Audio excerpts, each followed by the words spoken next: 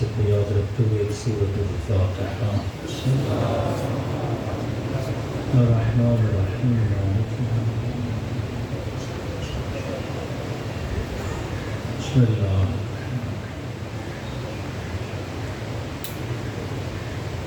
ربنا تقبل منا انك انت السميع العليم صلى الله على محمد وعلى محمد۔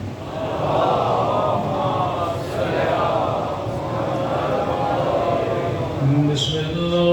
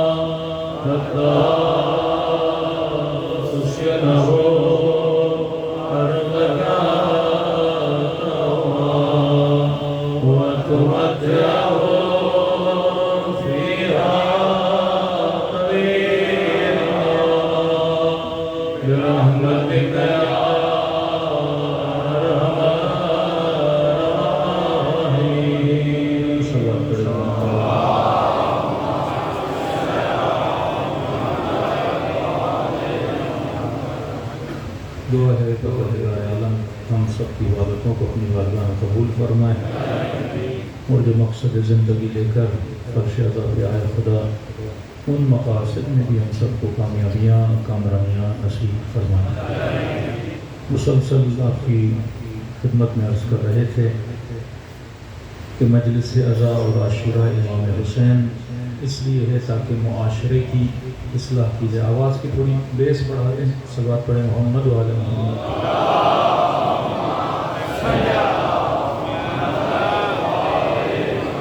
اور دیگر صلوات پڑھیں محمد وعلی محمد۔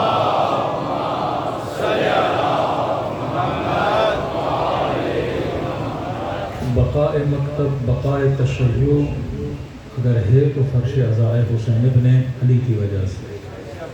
دنیا آج تک اس فلسفے کو نہیں سمجھ سکی کہ شیعہ اتنی مجالس کیوں کراتے ہیں، کیونکہ یہ مجالس اپنی نسلوں کی بقا کے لیے کراتے ہیں، یہ مجالس اپنی نسلوں کی تربیت کے لیے کراتے ہیں۔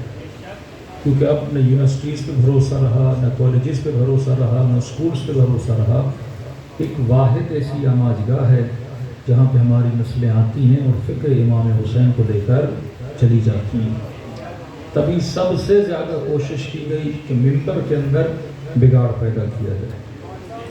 جو ممبر باعث ہدایت تھا، جو ممبر لوگوں کو شجاع بنانے کے لیے تھا، جو ممبر لوگوں کو ہدایت دینے کے لیے تھا، کہ اسی ممبر کا اندر اگر بگاڑ پیدا ہو گیا تو وہ جو مقصد عزا امام حسین ہے وہ ہاتھوں سے چلا جائے گا۔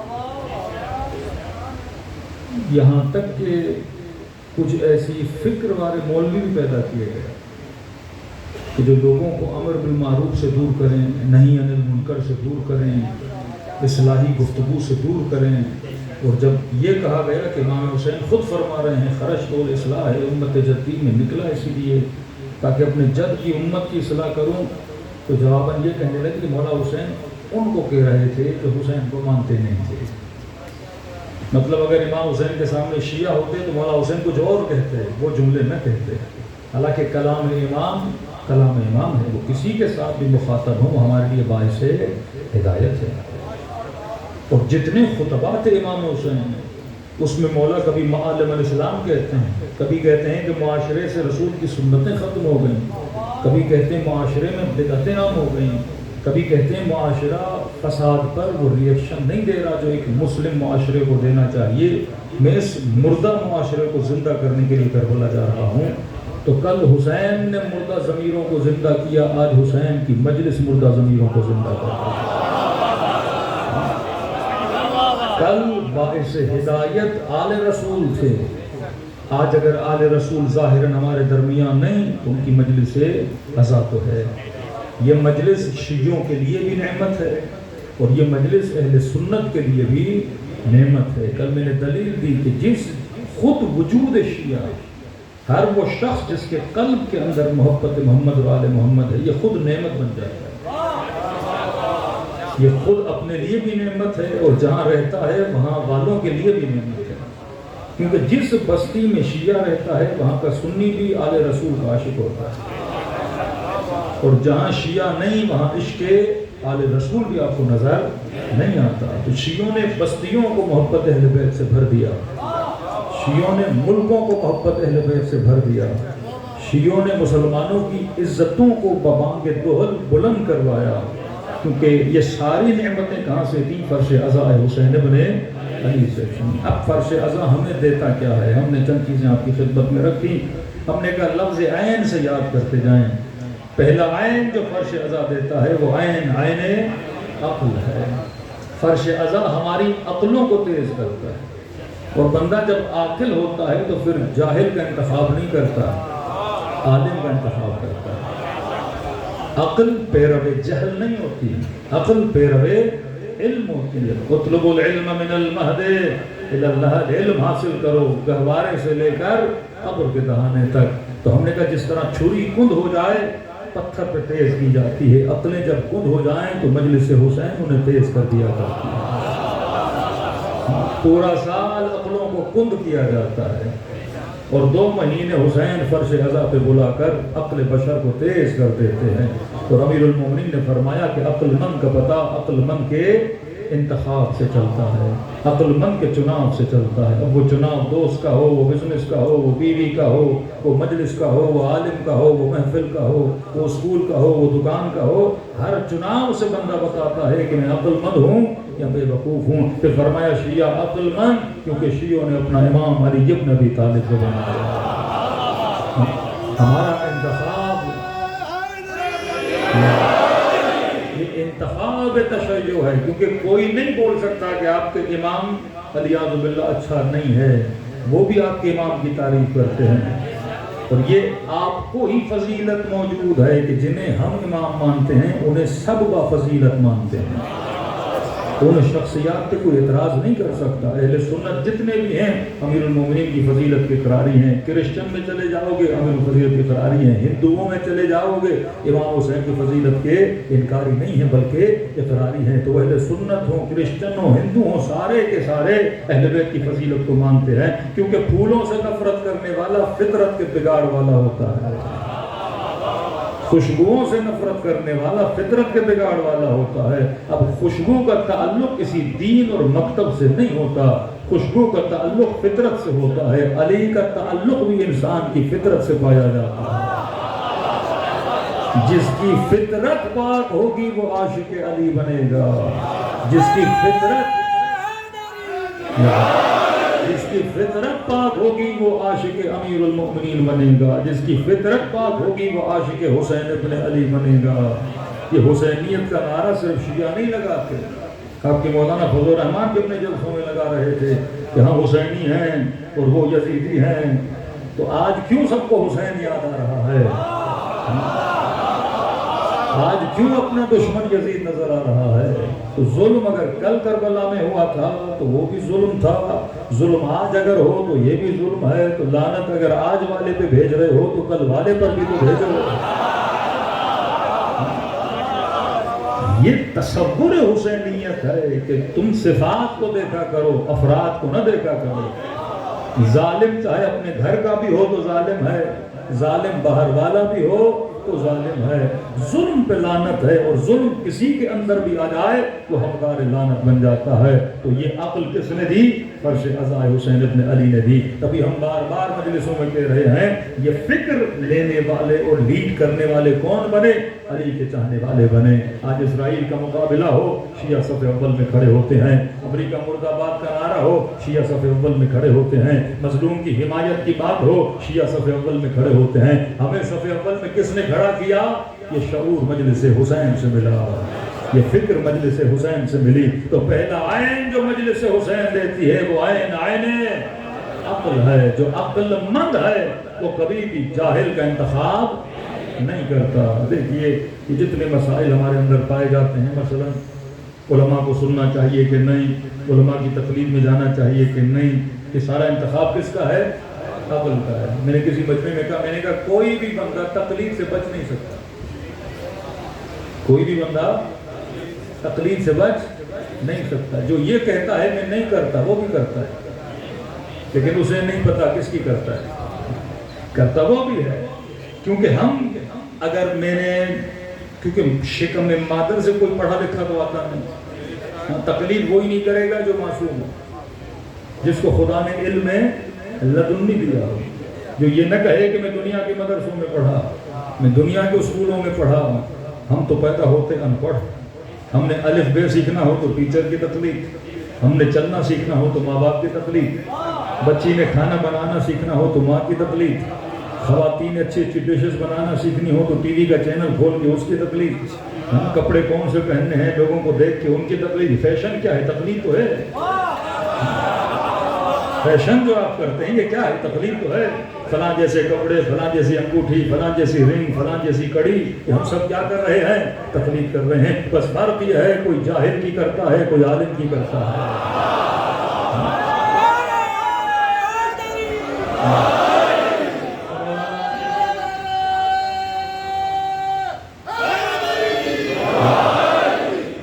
اسلامی لینگویج میں کہتے ہیں سنت۔ کس کی سنت؟ رسول کی سنت۔ سنت کا مطلب پیروی۔ کس چیز کی پیروی؟ رسول کے فیشن کی پیروی۔ داڑھی بڑی رکھی تو بڑی رکھوں گا، کچھ کہتے ہیں مونچھیں کاٹ دی میں کاٹ دوں گا، کچھ کہتے ہیں مسواک رکھا تو مسواک رکھوں گا، کچھ کہتے ہیں شلوار ٹخنوں سے اوپر رکھی اوپر رکھوں گا۔ حالانکہ پہلے ضلع کے نبی کے زمانے میں شلوار تھی ہی نہیں، عرب دشداشا پہنتے تھے، اس کے نیچے دھوتی ٹائپ۔ آج بھی عرب میں چلے جائیں گھٹنے سے نیچے تھوڑا دھوتی ٹائپ پہنتے، وہ شلوار کا تو کانسیپٹ تھا ہی نہیں۔ تو یہ بولا جائے ٹخنوں سے اوپر، ایک الگ بحث ہے۔ یہ جو ٹخنوں کی بات آئی، اب آپ کہیں کہ اتنے مسلمان اس بات کو عمل کرتے ہیں، کیوں کرتے ہیں؟ تو میں نے کہا آج کل اس سنت پہ مرد عمل کم کرتے ہیں، عورتیں آج کل زیادہ کر رہی ہیں۔ ٹخنوں سے اوپر شلوار کو رکھنا یہ حکم اگر مردوں کے لیے تھا، عورتوں کے لیے نہیں۔ لیکن وہ ٹخنوں سے اوپر کرنا مصطفیٰ کی سنت، اور بعض خواتین ٹخنوں سے اوپر کرتی ہیں، یہ شیطان کی سنت، بعض ذلیلوں کی سنت، بعض دین فروشوں کی سنت۔ اب سوال ہے میں سنتوں پہ چلتا ہوں، سنتیں یا شیطانی ہیں، سنتیں الہی ہیں۔ تقلید سے انسان بچ نہیں سکتا۔ دکان پہ جاتے ہو، لائٹ صاحب ہاں بال کس طرح کاٹوں، 10 فوٹو لگے ہوتے ہیں، یہ ایکٹر وہ ایکٹر کے جناب اس طرح بال بنا، تو پہلے شکل دیکھ کے بال بنانے چاہیے۔ کہ میں کون سے بال رکھتا ہوں، کون سے چہرے پہ آنے چاہیے، کون سے نہیں آنے چاہیے۔ انسانوں کا حلیہ بتاتا ہے کہ یہ کس کی سنتوں پہ چل رہا ہے۔ ہاں، بعض ممبر پہ آنے والوں کے بال بھی کپڑے کی طرح اوپر جا رہے ہیں آج کل۔ ہاں، بھائی تم کس کے فیشن کو فالو کر رہے ہو؟ اہل بیت کی سنتوں پہ چل رہے ہو یا ایکٹروں کی سنتوں پہ چل رہے ہو؟ فیشن کا مطلب سنت۔ اب سوال ہے سنت کس کی سنت ہے؟ اگر اہل بیت کی سنت ہے تو اسے مستحب بولتے ہیں، اگر رسول کی سنت ہے اسے استحباب بولتے ہیں کہ رسول نے کیا تھا میں کروں گا۔ ابھی ٹخنوں کی بات کھلی، تھوڑا اشارہ دے دوں، شاید آپ سے پوچھیں کہ آپ شیعہ کیوں نہیں کرتے، کیونکہ ہم آپ جاتے نماز پڑھتے ہیں نا، اہل سنت وہ سارے کور کر دیتے ہیں تاکہ ٹخنے نماز میں کیا ہو، نظر آئے۔ پہلے زمانے میں عرب جو تھے یہ لاؤڈ والا آواز کے ساتھ چھیڑخانی نہیں کریں، خدا را صلوات پڑھیں محمد وآل محمد۔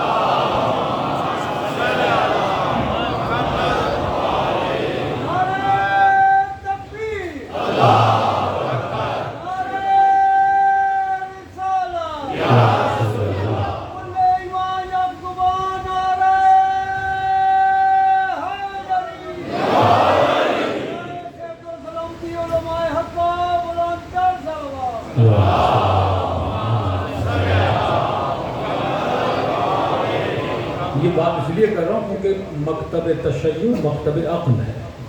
عقل کا مطلب شیعہ ہر وہ کام کرتا ہے جس کی حکمت کا پتہ۔ ایک ہے اندھی تقلید، مطلب وداؤٹ حکمت جانے کام کرنا۔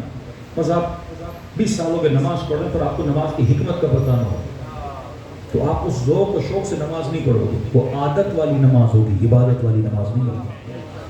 مسلمان روزہ رکھے پر حکمت کا پتہ نہ ہو،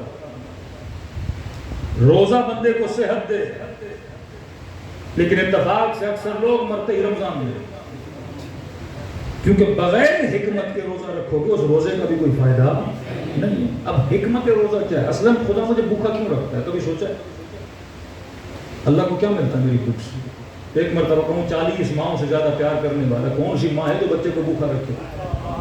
یہ کیسی ماں ہے جو کہے صبح سے کھانا کھانا چھوڑ دے مغرب تک، 50 ڈگری کی گرمی نہیں، پیاس بھی برداشت کرنی ہے، کھانا برداشت کرنا ہے۔ حکمت جانو گے تو روزے کی فاضیت ہوگی۔ ہاں، کہ حبیب یزکیہم ویعلمہم الکتاب والحکمہ، ان کو تعلیم بھی دے، ان کو پاک و پاکیزہ بھی بنا، ان کو دین کی حکمت بھی سمجھا۔ ایک وہ طبقہ جو حکمتوں سے خالی ہے کہ نبی نے کہا حاکم کیسا بھی ہو، مطلب یہ نہیں سمجھ رہے کہ اس قول رسول میں حکمت ہے کہ نہیں، اور حکمت یہ بتائیں نہیں نبی نے اس لیے کہا تاکہ امت میں فساد نہ ہو، اگر اس فاسد کے خلاف امت کھڑی ہوگی، قتل ہوگا، غارت ہوگا، جناب اس کے رہنے سے فساد رکے گا۔ ایک فاسد حاکم ہوگا تو معاشرے میں کیا ہوگا؟ فساد دینی ہوگا، لوگ بے دین ہوں گے، بے راہوری کی طرف جائیں گے۔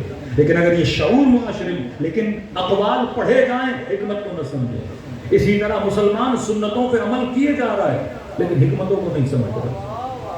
چھٹے چھٹے امام کے پاس باز آتے تھے، بعض صوفی حضرات کہتے تھے کہ آپ فرزند علی ہو لیکن آپ علی کی سنتوں پہ نہیں چل رہے۔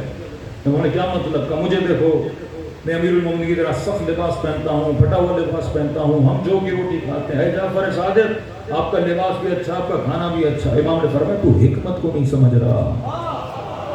دین تقلید کا نام نہیں کہ جیسا دیکھا ویسا کرو، اس کی حکمت سمجھو۔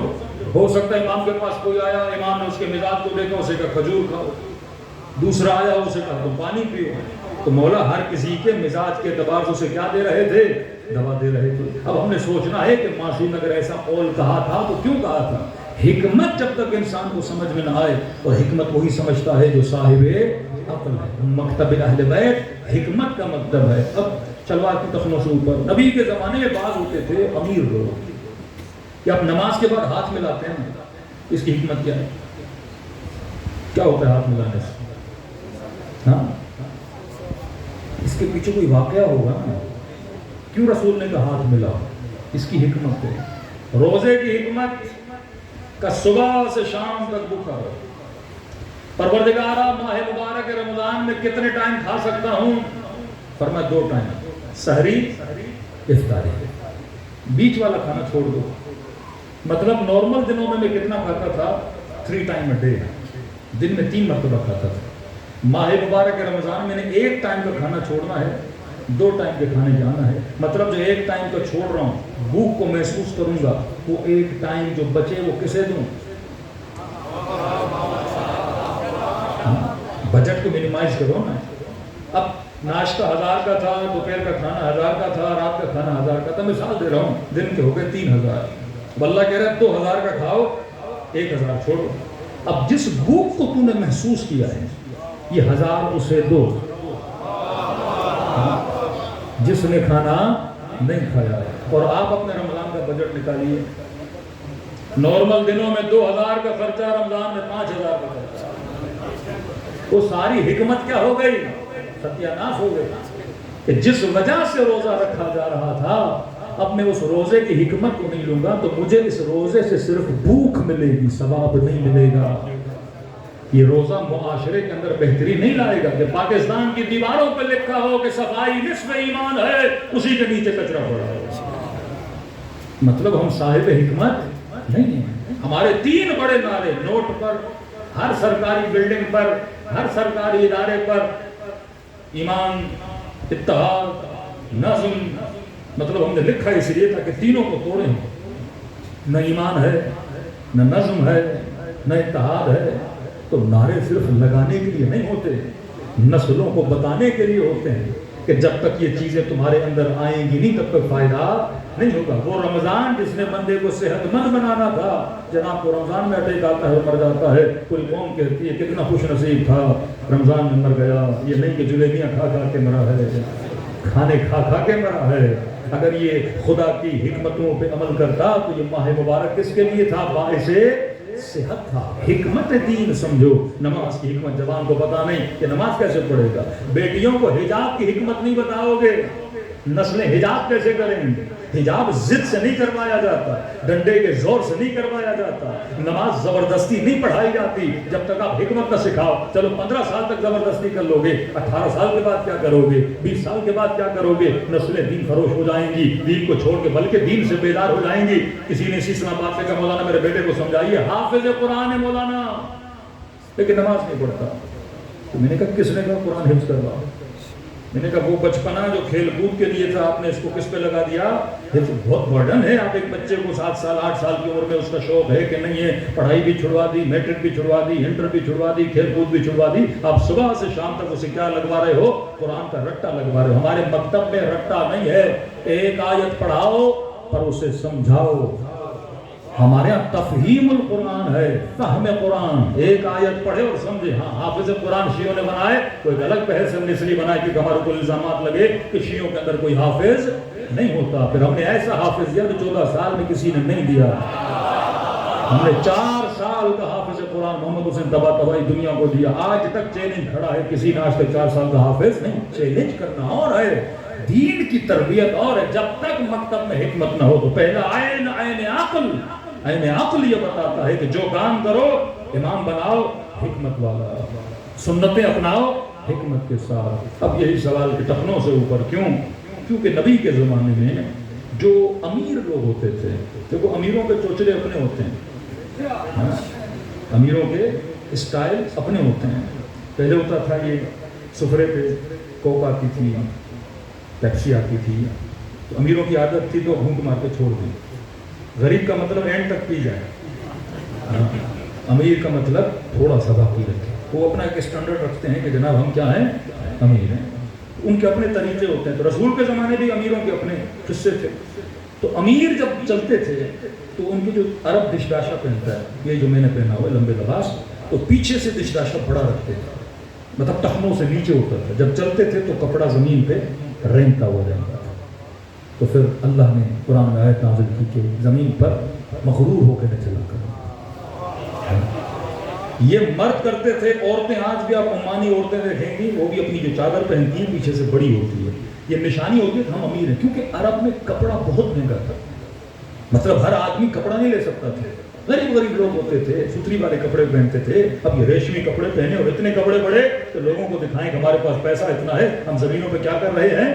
رگڑ کے جا رہے ہیں. عورتیں کیا کرتی تھیں؟ اپنے سر پہ جو جوڑا باندھتی تھی وہ بڑا باندھتی تھی. تبھی قرآن میں آئے کہ بھلا تبرج جاہلیت کے زمانے کی طرح کوئی بھی ایسا کام نہ کرو کہ جس کی وجہ سے لوگوں کے ذہن میں اٹریکشن پیدا ہو، جسے ہم یونیکنیس کہتے ہیں. کچھ ایسا کرو کہ لوگ کہیں جناب اس نے کپڑا کیسا پہنا ہے کہ سارا مجمع کس کی طرف متوجہ ہو جائے، آپ کی طرف متوجہ ہو جائے، آپ کے لباس کو دیکھ کر، آپ کے اسٹائل کو دیکھ کر، آپ کے چلنے کو دیکھ کر، آپ کے کپڑوں کو دیکھ کر. فرمایا نہیں، جاہلیت کے زمانے کی طرح خود کو بلڈنگ نہ بناؤ، اتنا اونچا کر دو خود کو کہ ہر بندہ تجھے دیکھے. تو مردوں کے لیے کہا کہ کل جب بھی کوئی نماز پڑھنے آئے گا تو دشتاشا ٹخنے سے اوپر ہوگا. اب سارے امیروں کو اپنی قمیصوں کو کیا کرنا پڑا، کاٹنا پڑا تاکہ وہ تکبر کیا ہو جائے، ختم ہو جائے. اب عمراء عرب نماز میں آئے بیٹھے، کیسے برداشت کریں کوئی کالا ساتھ بیٹھا ہو؟ امیر جس نے کبھی غلام کو بٹھایا ہی نہیں، یہ کیسے برداشت کرے کہ بلال حبشی اس کے ساتھ بیٹھ جائے؟ یہ کیسے اب نماز پڑھ تو لیتے تھے لیکن چہرے موڑ موڑ کے نماز سے چلے جاتے تھے کہ نبی نے کیسے بٹھا دیا. نبی نے کہا نماز کے بعد مصافحہ کرو، ہاتھ ملاؤ، اس کی غربت تجھے چپک نہیں جائے گی، ہاتھ ملاؤ، اس کی غلامی تیرے وجود میں داخل نہیں ہو جائے گی. پھر واقعہ مشہور ہے، آپ نے سنا ہے کہ رسول خدا وہ شخص ناراض ہوا، پھر رسول نے اسے منانے کے لیے بہت کچھ کہا. تو یہ جتنے بھی کام ہیں وہ کس کے لیے ہیں؟ حکمت کے لیے. اب ایک آدمی نے پینٹ پہنی ہوئی ہے، شلوار پہنی، وہ کون سا تکبر کر رہا ہے کہ ٹخنے سے اوپر کرے؟ تو اس زمانے کی حکمت تھی. حکمت سے یہ نکالنا ہے کہ میں نے کوئی بھی ایسا لباس نہیں پہننا جو لباس تکبر مانا جائے. میں نے کوئی بھی ایسے کپڑے نہیں پہننے جن کپڑوں سے غرور دکھا جائے. امیر المومنین کے پاس آئے، امیر المومنین آپ سنت رسول پہ عمل نہیں کرتے. ہم نے کہا کون سی سنت؟ کہ رسول خدا نے فرمایا تھا کہ اپنے چہروں کو ایسا بناؤ کہ وہ یہودیوں جیسے نہ دکھیں، اور ہم سب کو حکم دیا تھا اپنی داڑھیوں کو رنگ کرو. امیر المومنین آپ نے داڑھی کو رنگ ہی نہیں کیا، آپ کی داڑھی سفید ہے. یہودی بھی بڑی داڑیاں رکھیں، مسلمان بھی بڑی داڑیاں رکھیں. اب داڑھی دو داڑیاں باہر نکلیں تو پتہ کیسے چلے مسلمان کی داڑھی کون سی، یہودی کی کون سی؟ کنفیوژن ہو جاتا ہے نا، سب کے حلی ایک جیسے ہو جائیں. دیکھیے اب سارے مجمع میں آئے، مونچھیں کاٹ کے، داڑھی بڑی ہو، تھوڑا مولوی کنفیوز ہوگا نا کہ مجمع کس کا ہے، اپنا ہے یا ساتھ والی مسجد کا آگے مجلس سننے آ گیا. کنفیوژن ہوتا ہے نا، کیونکہ ٹیگ بن چکا ہے کہ شیعوں کے یہ چہرے ہیں، اہل سنت کے یہ چہرے ہیں، وہابیوں کے یہ چہرے ہیں. کسی کی داڑھی بہت بڑی، شیعہ مولویوں کی داڑھی ہلکی سی ہوتی ہے، اتنی بڑی نہیں ہوتی، مد مقابل داڑیاں بڑی بڑی ہوتی ہیں. تو امیر المومنین کا مولا علی، آپ نبی کی سنت پہ عمل نہیں کر دیکھیے، ہم نے داڑھی کو خضاب کیا ہوا ہے اور آپ نے داڑھی کو نہیں کیا، جبکہ رسول نے کہا تھا. مولا نے کہا تو حکمت کو نہیں سمجھ رہا. فرمایا جب میرے حبیب نے یہ کہا تھا تو یہودی تعداد میں زیادہ تھے، ہم مسلمان تعداد میں کم تھے. اب ایک محلے میں 50 یہودی ہوں، 5 مسلمان ہوں. اب ایک طرف سے 5 داڑیاں آئیں، ایک طرف سے 50 داڑیاں آئیں، تو اکثریت کا غلبہ کس پہ ہو جاتا ہے؟ اقلیت پہ ہو جاتا ہے. تو یہ لگتا کہ یہ 5 بھی کون ہیں؟ یہودی ہیں. تو نبی نے فرمایا اپنی داڑھیوں کو خضاب کرو تاکہ پتہ لگے مسلمان کون ہے، یہودی کون ہے. فرمایا اب جس زمانے میں علی رہتا ہے یہودی کم ہیں، ہم مسلمان زیادہ ہیں. تو اب ہمیں رنگ نہیں کرنا چاہیے، کوئی یہودی کرنا چاہے تو کرے، کیونکہ ہم اکثریت پہ کیا ہو گئے. اب جو کلچر ہم اپنائیں گے وہ کلچر کیا ہو جائے گا؟ عام ہو جائے گا. لیکن امت کا ایک بڑا طبقہ تھا جو سنتوں کو لے کے چلا لیکن سنتوں کی حکمت کو نہیں سمجھا. تو مکتب اہل بیت ہمیں کیا دیتا ہے؟ عقل دیتا ہے. عقل کا مطلب انسان جو کام کرے سوچ سمجھ کے کرے، یہ نہ کہے اسلاف نے کہا، آبا نے کہا، اجداد نے کہا. چیزوں کی حکمت کو سمجھو. عزاداری میں جتنے مسائل ہیں یہ صرف اس وجہ سے ہیں کیونکہ ہم حکمت عزا امام حسین کو نہیں سمجھتے. جلوس کی حکمت کیا ہے، علم لگانے کی حکمت کیا ہے، ماتم کرنے کی حکمت کیا ہے، عاشورہ کے جلوس کو نکالنے کی حکمت کیا ہے، یوم عاشور با جماعت نماز پڑھنے کی حکمت کیا ہے. جب حکمتوں کو سمجھو گے تو بڑا زور و شور کے ساتھ اس کام کو انجام دو گے. ہم تبھی کر رہے ہیں کیونکہ آبا و اجداد نے کیا، آج تک ہم نے حکمت کو نہیں سمجھا. تو پہلا عین عین عقل، دوسرا عین عین علم تھا. یہ فرش عزا ہمیں عالم بناتا ہے، یہ فرش عزا ہمیں علم محمد اور آل محمد سے اور ان کے خزانوں سے مالا مال کرتا ہے. تیسرا عین عین عقیدہ، فرش عزا ہمارے عقیدوں کو مضبوط بناتا ہے. فرش عزا صحیح عقائد کو بتاتا ہے، غلط عقیدوں کو مٹا دیتا ہے. اور بار بار کہہ رہا ہوں عقیدہ فکر کو بولتے ہیں. انسان پوری زندگی تباہ کر سکتا ہے اگر اس کی فکر غلط ہو جائے. ایک بچہ بچپن سے اگر غلط فکر کے ساتھ بڑا ہوگا، بس اس نے فکر بنا دی کہ کامیاب ترین انسان وہ ہے جو مالدار ہو، اب پوری زندگی اس فکر کو کیا کرے گا؟ فالو کرے گا. کسی نے فکر بنا دی کہ کامیاب وہ ہے جو رب کو راضی کرے، اب پوری زندگی اس فکر پہ چلتا رہے گا. فکر اگر آپ کی بری ڈیولپ ہو گئی تو آپ کی پوری زندگی کیا ہو جاتی ہے؟ بری ہو جاتی ہے. مثلا ابھی ممبر پہ ایک فکر دی جا رہی ہے کہ مجلس کا مقصد ہے فضائل اور مسائل. فضائل سے مطلب کیا؟ کہ فضائل سے مراد یہ ہے کہ آپ صرف شخصیت امیر المومنین کو پڑھیں، یہ نہ بتائیں کہ علی نے کیا کہا تھا. فضائل کو خلاصہ کر دیا شخصیت امیر المومنین. اب مولا علی عالم تھے، مولا علی زاہد تھے، مولا علی کے علم کے قصے، مولا علی کے قضاوتوں کے قصے، مولا علی کے جنگوں کے قصے، یہ فضیلتیں بتاؤ. اس چیپٹر میں نہیں آؤ. یہاں تک کہ ممبر سے اب یہ بھی گوارا نہیں کر رہی یہ فکر کہ امام حسین نے فرمایا کہ یزید فاسق تھا، شارب الخمر تھا. کہتے نہیں ہم اس چکر میں پڑھتے نہیں وہ کیا پیتا تھا کیا کرتا تھا، بس یزید تھا. اس کے مقابلے میں حسین آئے، اور حسین ابن علی کیوں آئے؟ پھر شخصیت امام حسین کو بیان کرتے ہیں. یہ نہیں کہ امام حسین معاشرے کی اصلاح کے لیے باہر نکلے، کیونکہ بارہا کہہ رہا ہوں دشمن کو ذکر حسین سے خطرہ نہیں ہے، دشمن کو فکر حسین سے خطرہ ہے. آج ساری امت کے پاس ذکر مصطفیٰ ہے. کتنے 1 ارب اگر مسلمان ہو، فکر مصطفیٰ تو ہے نا. عید میلاد النبی منائیں، رسول کا نام لیں، انگوٹھوں کو بوسہ دیں، صلو علی الحبیب کہیں. شخصیت رسول تو ہے نا، شخصیت تو ہے کہ نبی کا بال اگر لاہور میں نظر آ جائے تو لاکھوں کا مجمع ہو جاتا ہے کہ مصطفیٰ کے بال کو دیکھنے جا رہے ہیں. جتی کا پتہ لگے تو اس کے ٹیگ بنا کے اپنے سینوں سے لگایا جائے رسول کی جتی ہے. شخصیت رسول کو تو لے رہے ہیں، لیکن سوال ہے فکر مصطفیٰ کو لیا کہ نہیں. فکر رسول ہے جو معاشروں کو زندگی دیتی ہے. آج یمن کے شیعہ کس کی فکر کو لے کر چل رہے ہیں؟ فکر ابو عبداللہ حسین کو خدا نے عزت دی ہے نا. فکر حسین کیا ہے؟ کونوا للظالم خصما وللمظلوم اونا، کہ ظالم کی نفرت اپنے بچوں کے دلوں میں ڈالو، مظلوم کی حمایت اپنی نسلوں کے اندر ڈال دو. کہ شیعہ کبھی بھی ظالم کی حمایت نہیں کر سکتا، کبھی ظلم کی حمایت نہیں کر سکتا، کبھی غلط ایکٹیویٹی کی حمایت نہیں کر سکتا، کبھی غلط کام کی حمایت نہیں کر سکتا. اگر یہ ظالم کا ساتھ دے تو مولا فرماتی ہمارا آپ شدہ شیعہ ہے، اس کا تعلق ہم سے نہیں ہے. کیونکہ شیعہ اصولوں کی وجہ سے شیعہ ہے، نام کی وجہ سے شیعہ نہیں ہے. تو جنگ افکار ہے نہ کہ جنگ اذکار. ذکر سے کوئی خطرہ نہیں. مسجد کھولو، لاکھ مسجدیں کھولو، یورپ یو کے جائیے، وہ خود آپ کو مسجدیں بنا کے دیتے ہیں، سینٹرز بنا کے دیتے ہیں کہ آپ اپنے بچوں کو سینٹرز میں بٹھاؤ، آپ اپنے بچوں کو ذکر خدا کرواؤ. وہ تو پیسے دیتے ہیں کہ ہماری نسلوں کو بھی سمجھا، وہ چرچ میں آئیں، ہماری نسلیں دین سے دور ہو گئی ہیں. مسئلہ فکر کا ہے. فکر حسین اگر زکزکی فکر حسین کو لے کر چلتا ہے، اس آیت اللہ زکزکی سے مسئلہ ہے. ان کے بیٹوں کو مارا جاتا ہے، ان کی آنکھ کو شہید کیا جاتا ہے، ان کے گھٹنے کو توڑا جاتا ہے، کیونکہ وہ کس کو لے کر چل رہے ہیں؟ فکر ابا عبداللہ حسین کو لے کر چل رہے ہیں. فکر حسین ہے کہ ظالموں کو پنپنے نہ دینا، ظلم کی حمایت نہ کرنا، فسق و فجور کی حمایت نہ کرنا. لیکن کہتے ہیں نہیں، بس شخصیت امام حسین کو پڑھو، مسائل امام حسین کو پڑھو. یہاں تک مخالفت کی جا رہی ہے کہ آپ عاشورہ کے دن نماز کا اجتماع کیوں کرواتے ہو؟ لوگوں کی توجہ نماز کی طرف جائے گی، حسین کی طرف نہیں جائے گی. جو نماز کو حسین سے الگ کر دے، جو دین کو اہل بیت سے الگ کر دے. بندے خدا اہل بیت اپنی عبادت کرانے کے لیے نہیں آئے، وہ خدا کی عبادت کرانے کے لیے آئے ہیں.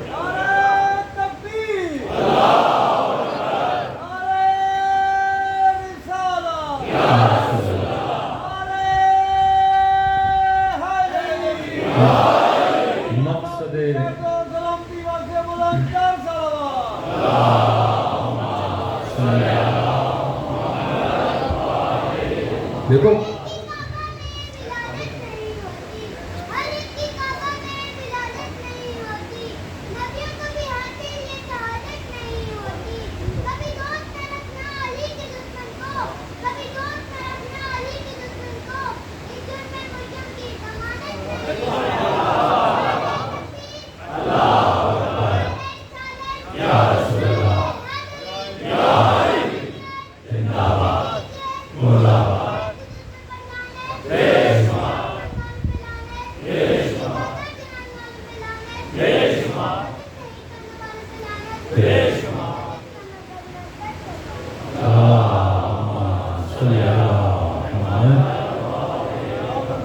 بچے کی ایج دیکھیں، یہ فرش اعظم نسلوں کو کیا دے رہا ہے؟ فکر دے رہا ہے کہ ہمارا 7 سال کا بچہ جزید پہ لعنت کر رہا ہے، ان کا 60 سال کا مفتی لعنت نہیں بھیج پاتا۔ یہ فکر ہے، یہ نسلوں کو فرش اعظم کیا دیتا ہے؟ فکر۔ اب بچہ ہے، اس نے پہلے ذکر یاد کیا، اب وہ یاد کر رہا ہے نا، یہ کیا ہے؟ یہ ذکر ہے۔ اس ذکر میں آگے جا کے کیا بننا ہے؟ فکر بننا ہے۔ وہ کہتے ہیں نہیں، تاریخ کے یزید تک رکو، آج کے یزید تک نہیں آؤ۔ وہ پتہ نہیں مولویوں کی آج کے یزیدوں سے دوستی ہے کہ آج کے یزید ان کو پیسہ دیتے ہیں۔ عبرت لینی ہے نا اپنے، نہ ہم تاریخ پرست ہیں، نہ ہم اہل بیت پرست ہیں۔ اہل بیت راہ دکھانے کے لیے، اس راہ میں خود بھی شہید ہو گئے، اپنے بچے بھی قربان کر دیے۔ دیکھیے کربلا میں 2 چیزیں، امام حسین اور دین، کون کس پہ قربان ہوا؟ دین حسین پر قربان ہوا یا مولا حسین دین پر قربان ہوا؟ تو اہمیت دین کو سمجھو نا، مطلب دین اتنا اہم ہے کہ خدا دین پر حسین کو قربان کر رہا ہے۔ دین اتنا اہم ہے کہ اس کے لیے حضرت رسول پتھر کھا رہے ہیں۔ دین اتنا اہم ہے جس کے لیے حضرت یحییٰ کا گلا کاٹا جا رہا ہے۔ تو قیمت کس کی بنی؟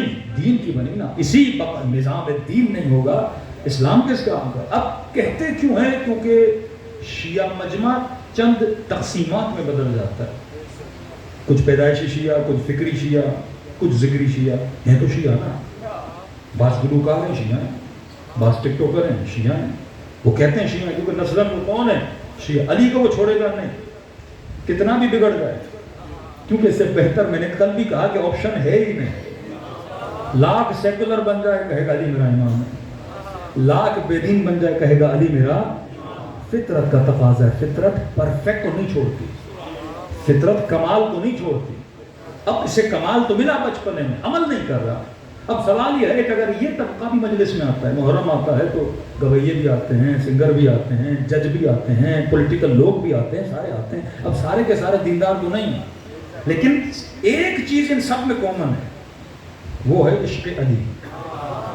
ہاں، اگر کوئی سنگر بھی ہے، گنہگار ہے، لیکن عاشق علی ہے، کوئی گلوکارہ ہے، عاشق علی ہے، کوئی ایکٹر ایکٹریسز ہے، عاشق علی تو ہے، کوئی سیاستدان ہے، عاشق علی ہے، کوئی دھاندلی زدہ ہے، لیکن عاشق علی تو ہے۔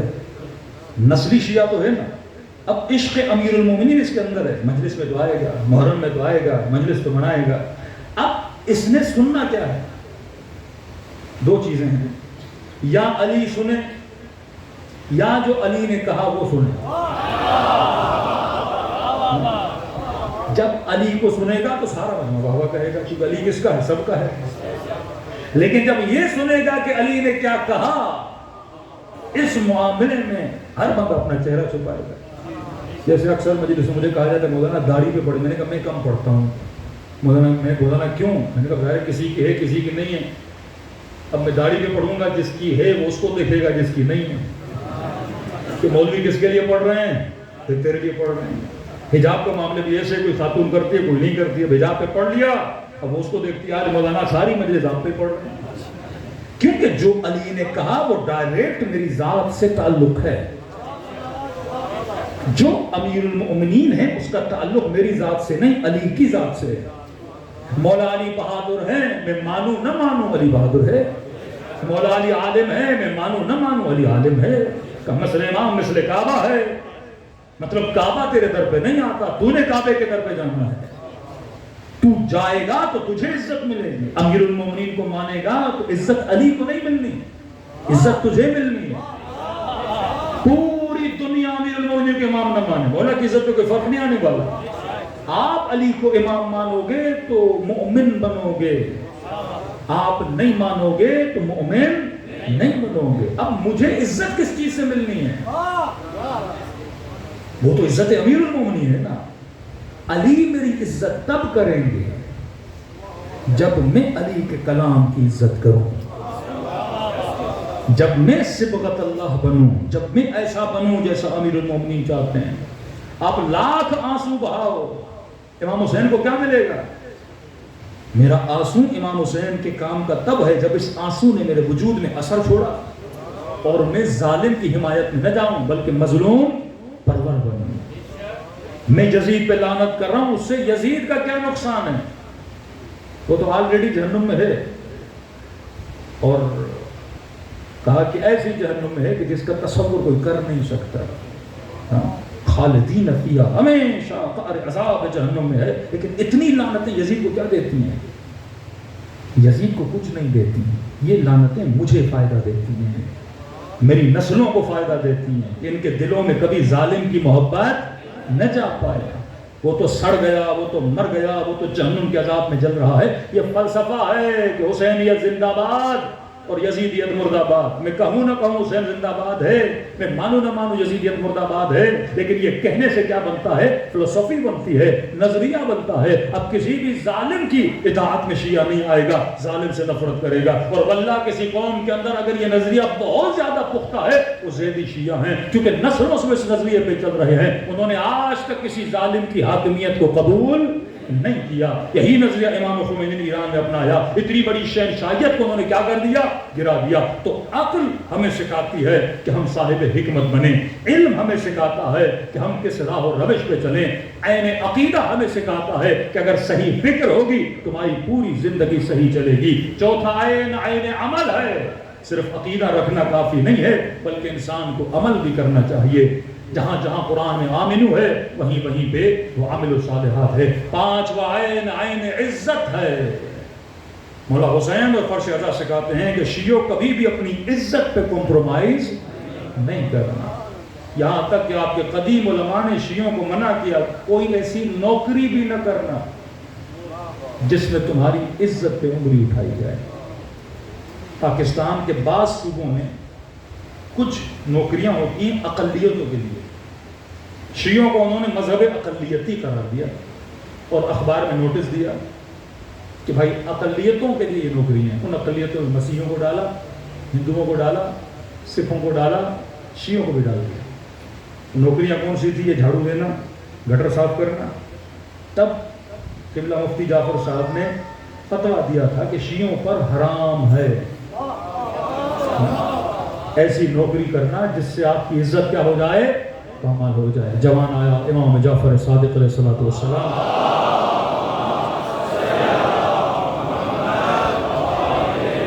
فرمائے مولا سفر پہ جانا چاہتا ہوں پر پیسے نہیں، کچھ دوست ہیں جو مجھے فری میں لے جا رہے ہیں۔ تو امام نے فرمایا فری میں کیوں؟ کچھ کام تو لیں گے تم سے نا؟ کہاں بولا ہے سفر میں جا رہے ہیں۔ کیوں کیا فری میں آ رہے ہو تو اگر کسی کے کپڑے میلے ہو جائیں تو دھو لینا، ہم تھک جائیں تو کھانا بنا لینا، کبھی کسی کا پاؤں دبا لینا۔ امام نے فرمایا میں جعفر صادق راضی نہیں تو فری کے سفر کے لیے اپنی عزت کو پامال کرے، چاہے وہ سفر زیارت ہی کیوں نہ ہو۔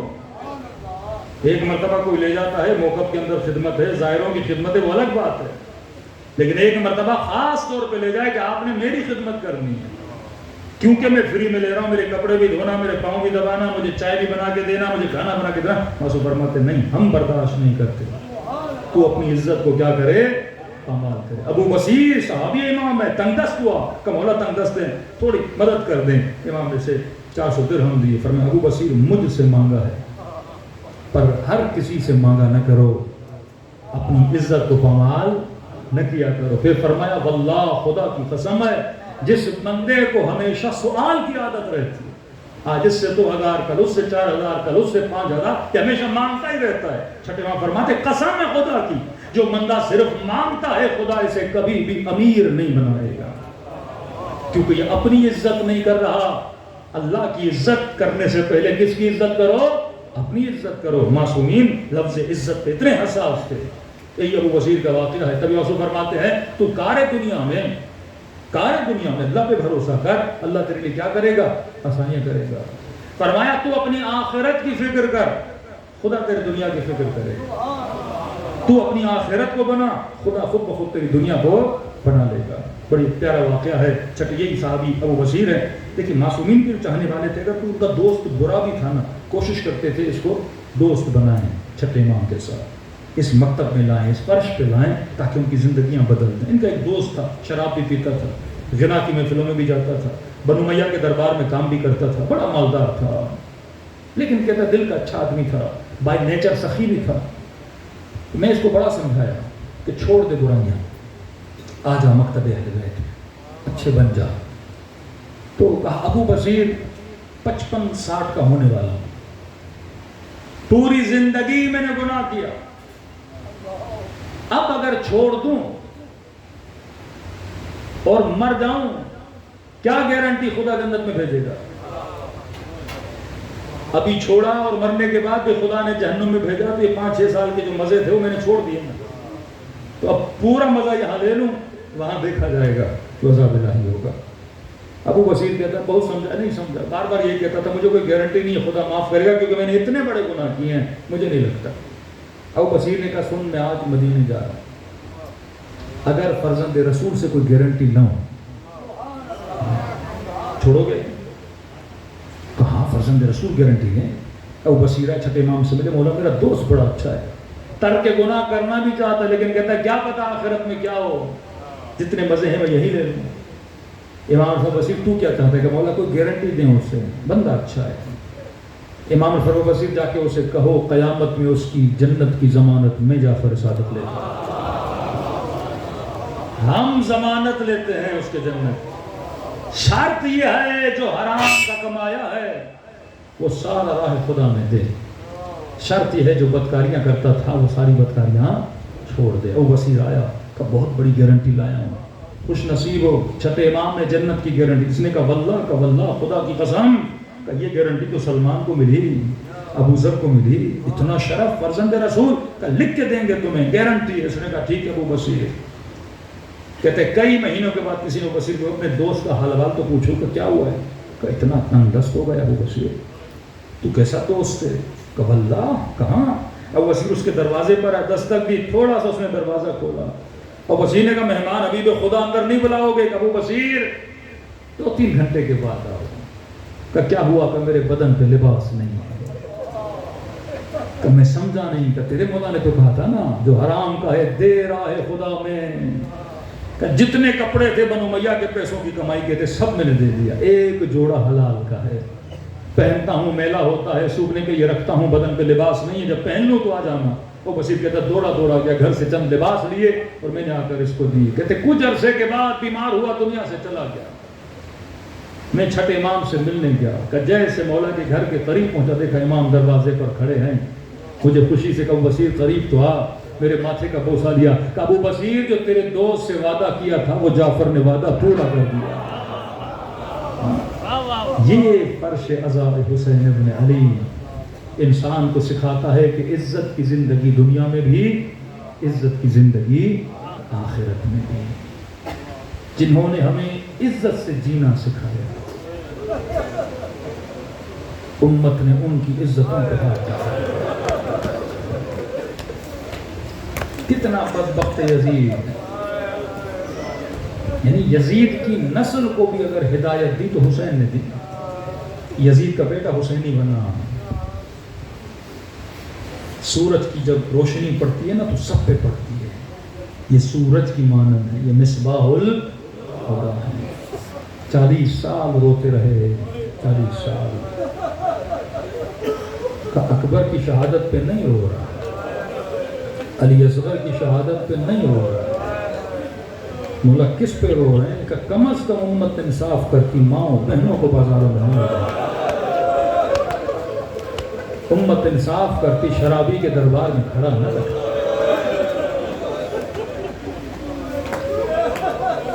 سیدہ زینب جس سے ہماری مائیں بہنیں صبر سیکھتی ہیں، وہ بی بی 11 محرم کو خود کو اونٹ سے ایسے گرائے جیسے عباس گھوڑے سے گرے تھے. کہ کیا دیکھا زینب نے اتنی اونچائی سے خود کو نیچے گرایا؟ فرما زینب اپنے بھائی کو نہیں دیکھ رہی تھی، زینب اپنے امام زمانہ کو دیکھ رہی تھی کہ جس کے بدن پہ گھوڑے دوڑائے گئے. یہ گریا کسی عام مظلوم کے لیے نہیں، یہ گریا مظلوم عالم کے لیے ہے. یہ گریا شعائر اللہ کے لیے ہے کہ سورہ شمس میں ایک اونٹنی کو کاٹ دیتے. خدا کہتا ہے کہ ان کو نہیں پتا ان کی عاقبت کیا ہوگی، میں کس عذاب میں ان کو مبتلا کروں گا. ایک اونٹنی کے کٹنے پہ خدا عذاب کی باتیں کر رہا ہے. ارے جس نے حسین کا گلا کاٹا ہوگا، جس نے بدن ابا عبداللہ پہ گھوڑے دوڑائے ہوں گے، یہ شاعر اللہ ہے، کوئی عام بدن نہیں۔ آپ کے میرے بدن پہ لاکھ گھوڑے دوڑ دیں، عام بدن ہے، لیکن نواز رسول کا بدن، رسول کے ماتھے پہ پتھر لگے، اس خون کی قیمت اور عام خون کی قیمت برابر نہیں ہے۔ تبھی کہا سلام کرنے والوں کو ہم ثواب زیارت دیتے ہیں۔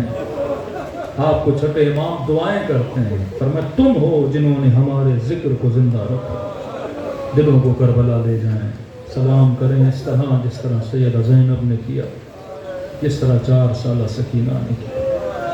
السلام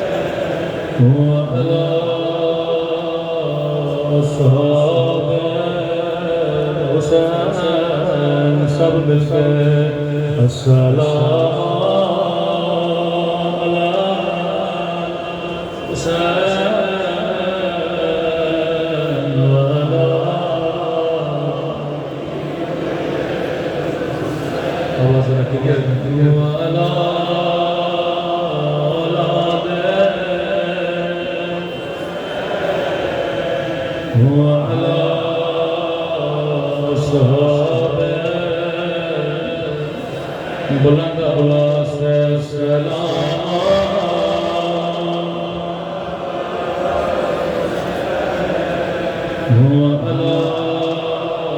علی علی وعلی اولاد وعلی اصحاب۔ میرا سلام اس درد بھرے منظر پہ جب زینب کے ہاتھوں میں رسیاں تھی،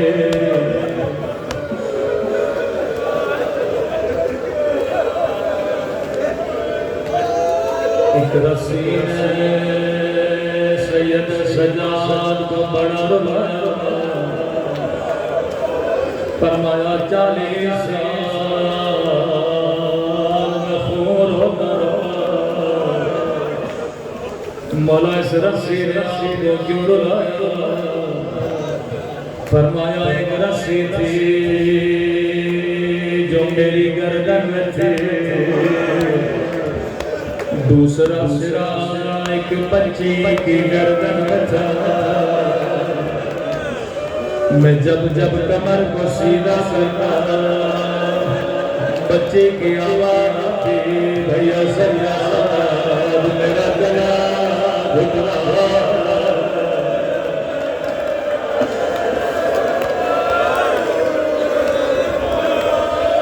اللہ جانے سید سعدی نے کیسے برداشت کیا ہوگا، فرمایا اس سے زیادہ مجھے اس منظر میں رلایا، اللہ کسی بھوکے کو کھانا نہ دکھائے۔ کہتے ہیں دربار میں قافلہ آیا، یزید لعین اپنے تخت پہ بیٹھا، شمر سے پوچھتا رہا مجھے ایک ایک کر کے بتا یہ کون ہے، یہ کون ہے؟ یہ لعین بیویوں کی طرف اشارہ کرتا رہا، یزید علی کی بیٹی زینب، اے کاش یہ نشہ ہو جاتا، کبھی سیلانیوں کو نہ دیکھتا۔ کہتے ہیں لعین کی نگاہ ایک 4 سالہ بچی پہ پڑ گئی، کہا یہ کون ہے؟ شمر لعین اللہ جانے اس کے کانوں میں کیا کہتا، یہ خود سکینہ سے مخاطب ہوا، کہنے لگا بچے بتا تیرا نام کیا ہے؟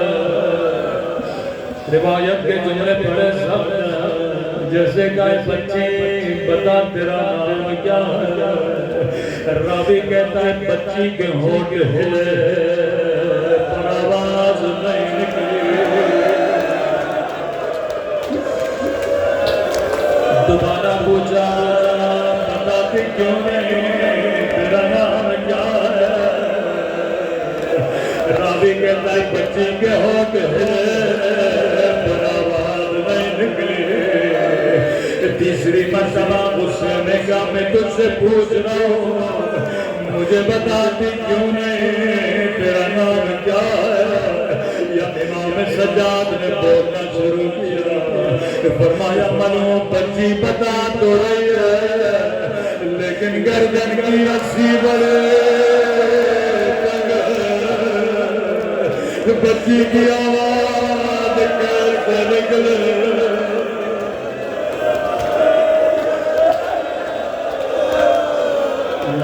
حکم دیا رسی کھولی جائے، تھوڑی سی رسی کھلی، دھیمی سی آواز میں کہا میرا نام سکینہ ہے۔ لئی نے پھر بچے کو دیکھا کہ سکینہ تیرے چہرے سے لگتا ہے تو نے کئی دنوں سے کچھ کھایا نہیں ہے۔ امام سجاد کو دیکھا کہ سکینہ جواب دے کہ قیامت کے دن یہ نہ کہ ہم نے پوچھا تھا پر بچی نے بتایا نہیں تھا۔ کہنے لگی میں نے کئی دنوں سے کچھ بھی نہیں کھایا۔ کہتا ہے سکینہ سنا ہے تجھ بابا سے بڑا پیار کرتے تھے، یہ پتا جب تجھے بھوک لگتے تھے تیرا بابا تجھے کیا کھلاتا تھا؟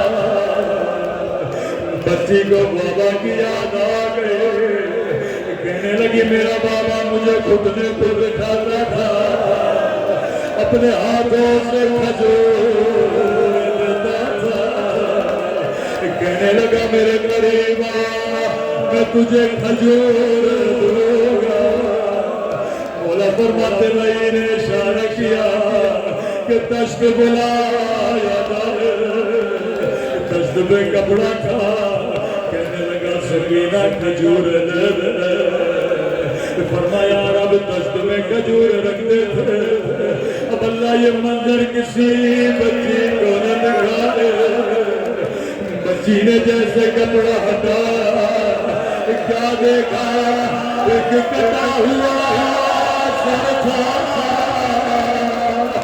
سر کو سینے سے لگایا، میرے غریب وطن بابا، میرے 3 دن کے پیاسے